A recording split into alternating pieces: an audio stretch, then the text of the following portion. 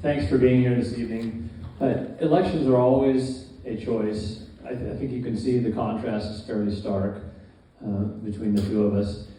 I am interested in representing this community. I'm interested in building this community, both literally and figuratively. I spent 2 summers right here helping put this building up back in the early 90s. I have been a part of the community for a long time. I have a different approach than what you see from my opponent, but I say it with heartfelt sincerity that I value everyone in the community, whether you've been here, like I said, a short time or a long time. You all deserve that representation in our system of government. I have a faith in our institutions. I learned that in the United States Navy. We spent time out in the ocean in a nuclear-powered submarine with nuclear weapons on board. Most of us were less than 25 years old, and you trusted us with that. That's a process and an institution. Our government is an institution also, and I still have faith in it, and I have faith in everyone's ability to choose between candidates. So, thank you.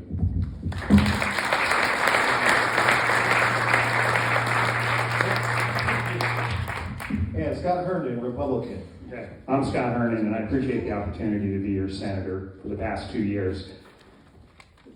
The national government, who here would raise your hand and say it's totally functional and works great for everybody in this room?